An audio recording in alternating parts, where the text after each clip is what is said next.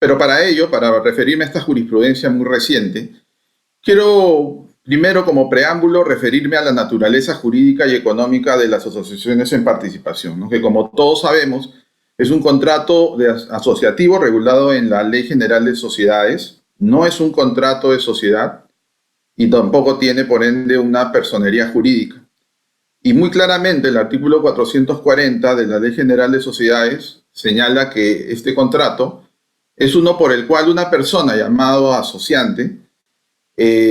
concede a otra persona llamada asociado participar en el resultado o en las utilidades de uno o más negocios del asociante a cambio de una contribución del asociado, ¿no?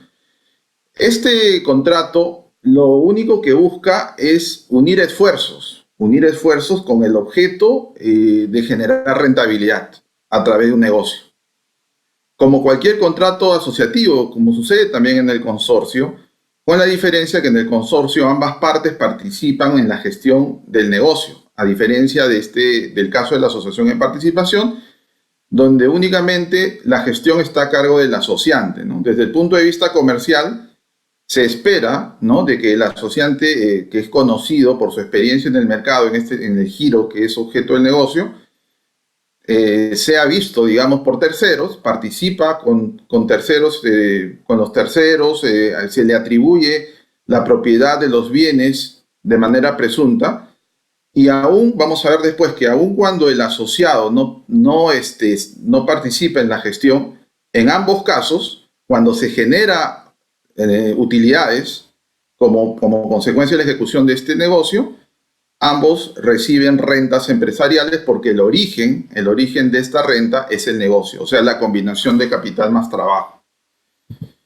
Y sabemos que es así, ¿no? Porque, bueno, el asociante actúa en nombre propio, gestiona el negocio, atribuye las utilidades que corresponden al asociado, y respecto de terceros se presume que los bienes contribuidos son de su propiedad, con alguna salvedad que es la inscripción en registros públicos. En el caso del asociado, bueno, está obligado a hacer la contribución respectiva que le atribuye la participación en los resultados del negocio como un derecho expectaticio en los mismos, ¿no? Y obtiene un derecho de crédito si se obtienen utilidades. Es cierto que no participa en el negocio, pero eso no quiere decir de que de generarse utilidades, el origen de estas utilidades, desde mi punto de vista, no cabe duda que es la combinación del capital más trabajo. Y el hecho de que no tenga responsabilidad frente a terceros tampoco enerva que en caso existan estas utilidades tengan su origen en un negocio. Y eso es muy importante destacarlo, ¿no? Es muy importante destacarlo porque, como ustedes saben, las normas tributarias generan gravamen respecto a operaciones de mercado en la medida de que las hagan mención, ¿no? Si las normas tributarias no hacen una atribución o no aluden a una norma de mercado, en este caso la asociación en participación, tiene que operar el principio de neutralidad y de transparencia fiscal, ¿no? Y en este caso, la naturaleza económica y jurídica de una asociación en participación supone que en caso de generarse utilidades, ambas partes, tanto el asociante como el asociado, generan renta empresarial y por lo tanto, desde nuestro punto de vista, tienen que tributar con el impuesto a la renta empresarial. Y así creo que debió verse desde el comienzo de que esta figura es aludida en la ley del impuesto a la renta con el texto original que fue publicado el 31 de diciembre del año 93, donde, si bien es cierto, los artículos 14 que regulaba ya desde ese entonces quiénes eran consideradas personas jurídicas y por tanto contribuyentes, aludía a la asociación en participación, no lo aludía como una persona jurídica ni como un contribuyente. Solamente establecía una regla de atribución. Una regla de atribución en el sentido de que las rentas se deben atribuir tanto al asociante como al asociado. Atribución que se realizaba en la norma tributaria y que no era necesaria, porque ya hemos visto al inicio de mi exposición de que esta, por su naturaleza, la asociación en participación, en caso se generen utilidades, ambas partes, tanto el asociante como el asociado, son generadores de rentas de tercera categoría, ¿no? Independientemente que la gestión únicamente recaiga en el asociante. Entonces, aún también cuando la norma original del impuesto a la renta establecía una regla de llevar contabilidad independiente a la asociación en participación, en esta norma tampoco se establecía que era que tenía personería jurídica o era un contribuyente, ¿no? La precisión de esta evolución histórica, porque posteriormente, cuando se dicta la ley 27034, publicada el 30 de diciembre del 98, esta alusión original a la asociación en participación es eliminada de la ley del impuesto a la renta. O sea, la mención de la atribución de las rentas a ambas partes y la obligación de llevar contabilidad independiente fue eliminada. Pero eso no significaba, desde mi punto de vista, contrariamente a lo que se pensó en un inicio, que esa neutralidad o transparencia de la atribución de las rentas empresariales para ambas partes se perdía. No era así, porque desde nuestro punto de vista era innecesario de que ya desde el comienzo la ley aludiera, si no lo consideraba contribuyente a la asociación en participación, aludiera a esa atribución que por causa natural, considerando la naturaleza jurídica y económica de la asociación en participación, era innecesaria, ¿no? Y por eso que actualmente, al no hacerse mención explícita a la asociación en participación, como tampoco a la obligación de que lleve contabilidad independiente, creemos de que esa atribución natural de las rentas empresariales para ambas partes sigue vigente. Sigue vigente y nunca se perdió, ni con la ley original ni con la ley actual, precisamente atendiendo a la neutralidad y transparencia de las normas tributarias, que mientras no establezcan una ficción legal que se aparte de esa realidad económica, en este caso de la Ley General de Sociedades, simplemente no podría darse a esta norma tributaria una lectura diferente, ¿no? Si bien, nuevamente quiero recalcar, la titularidad de la gestión en el caso de una asociación en participación recae en el asociante, ello pues no niega la participación de las rentas empresariales una vez que se obtienen para ambas partes, ¿no? Ello sobre la base además del principio de capacidad económica y en el caso de los impuestos, ¿no? Donde estamos hablando de una manifestación de riqueza que en este caso es la renta. Y por eso que el tratamiento actual, desde mi punto de vista, de las asociaciones en participación, al no hacerse mención, simplemente es una atribución transparente, donde la renta empresarial se tiene que imputar a ambas partes. Entonces, esta jurisprudencia, la resolución del Tribunal Fiscal 2398, que fue publicada el 2 de abril de este año, primero, contrariamente a lo que hemos señalado, primero establece una regla por la cual considera de que dado que el asociante es el que gestiona el negocio, es el único generador de rentas de tercera categoría y por lo tanto es el único que tiene que tributar con la renta empresarial, negando esa atribución de la renta empresarial al asociado, ¿no? Digamos, criterio que desde mi punto de vista es errado, es equivocado, porque, digamos, enerva o menoscaba, quiero decir, una regla de oro del derecho tributario,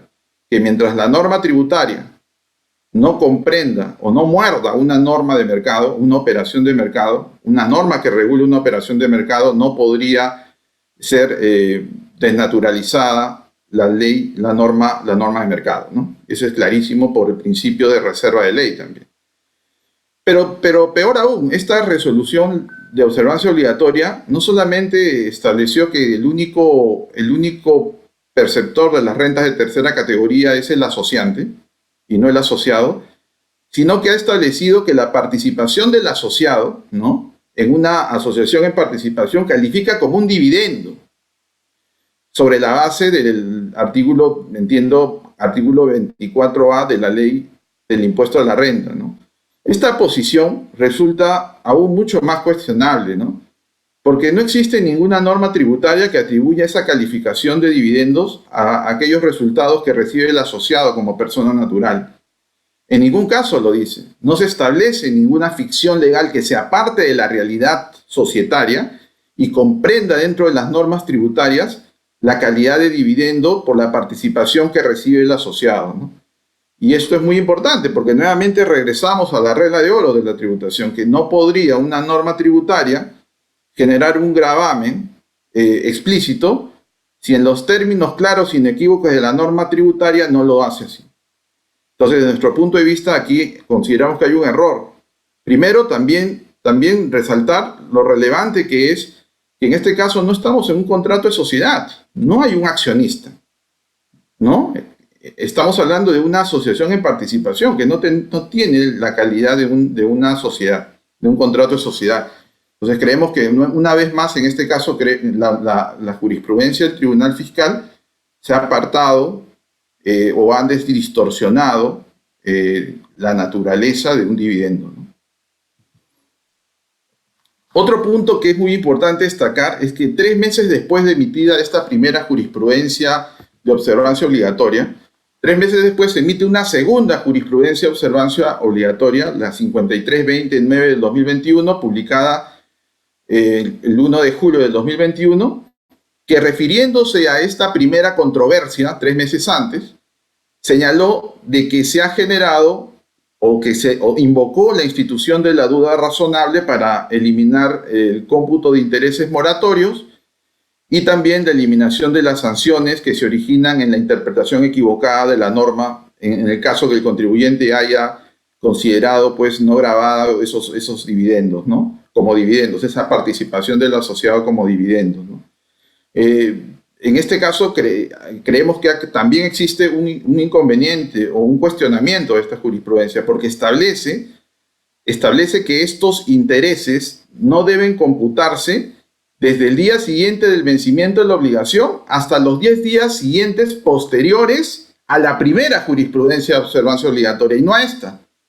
Y también establece que las sanciones no deben aplicarse hasta los 10 días de cometida la infracción de la primera jurisprudencia de observancia obligatoria y no de la segunda. Creemos que aquí hay también un criterio muy cuestionable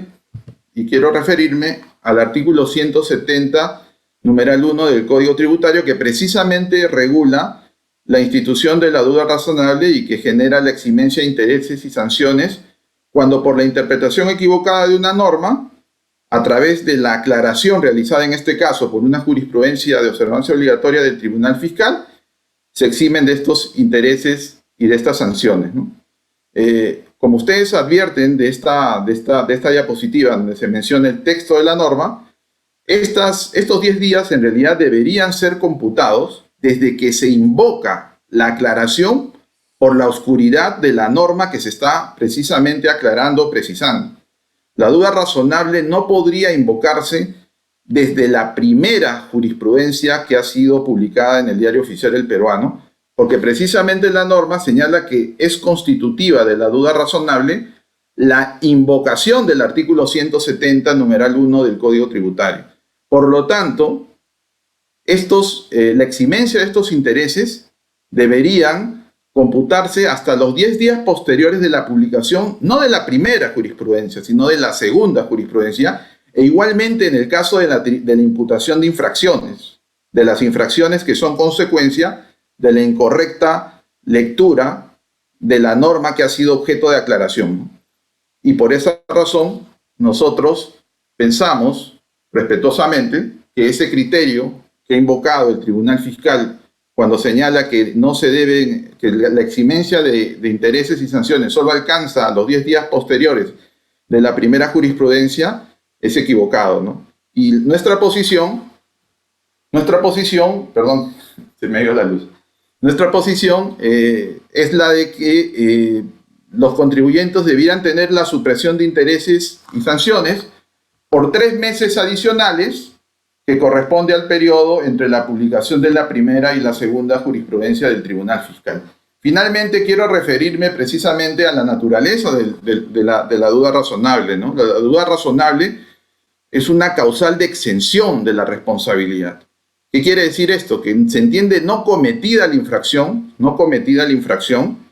porque esa responsabilidad solo puede ser atribuida al Estado al ejercer equivocadamente su función legislativa, al dictar una norma oscura, una norma poco transparente que sí permitía la formulación razonable de dos o más interpretaciones. Una de ellas, según la propia jurisprudencia del tribunal equivocada, pero que es mencionada e invocada recién en la segunda jurisprudencia y no en la primera. Lo usual o natural es que la propia jurisprudencia original hubiera establecido la duda razonable, pero eso no ha sido el caso. Por ende, no podría atribuirse la eximencia de intereses y sanciones a los 10 días posteriores de la primera resolución de observancia y no de la segunda. Por estas consideraciones,